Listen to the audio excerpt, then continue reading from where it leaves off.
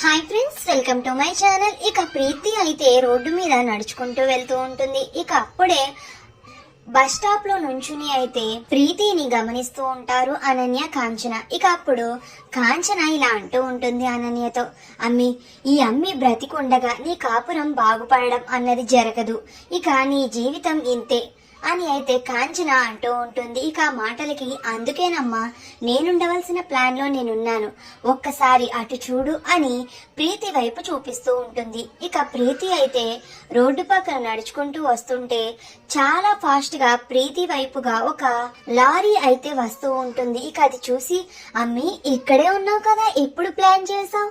అయితే ఈ దెబ్బతో ఆ ప్రీతిని పైకి పంపించేయాలని నువ్వు ఫిక్స్ అయిపోయావన్నమాట. రా, ఫాస్ట్ గా వచ్చి ఆ అమ్మిని గుద్దే అని కాంచన అయితే చాలా ఎక్సైట్ అవుతూ అలా ప్రీతి వైపు చూస్తూ ఉంటుంది. ఇక ఆ లారీ ఉన్నట్టుండి ప్రీతి దగ్గరకంట వచ్చి గుద్దేయబోతూ ఉంటుంది. ఇక ఒక్కసారిగా అది చూసిన ప్రీతి భయపడిపోతూ అమ్మా అని గట్టిగా అరిచేస్తుంది. ఇక అప్పుడే సడన్ గా మధ్యలోకి అయితే ఒక కారు వచ్చి ఆగుతుంది. ఇక కారు వచ్చి ఆగడంతో ఇక లారీ సడన్ గా ఆపేస్తాడు. ఇక కారులో నుంచి ఆనంద దిగి, అమ్మా ప్రీతి, నీకు ఏమీ కాలేదు కదా అని ప్రీతిని హగ్ చేసుకుని ప్రీతిని అయితే ఓదారుస్తూ ఉంటుంది. ఇక అప్పుడే లారీ దిగి ఆ డ్రైవర్ అయితే పారిపోబోతూ ఉంటాడు. ఇక వాడి చేతిని గట్టిగా పట్టుకుని ఆనంద అయితే ఎడాపెడా చెంపలు వాయించేస్తూ ఉంటుంది.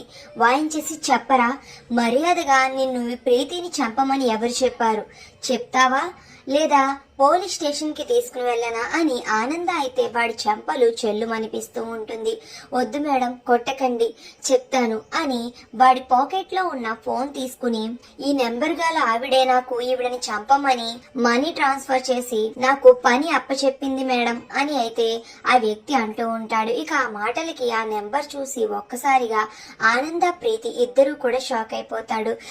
వీడు మొత్తం చెప్పేశాడు, ఇప్పుడు ఎలా అని ఆనంద కాంచన, అనన్య కాంచన అయితే దూరం నుంచి ఇదంతా గమనించేస్తూ భయపడిపోతూ ఉంటారు.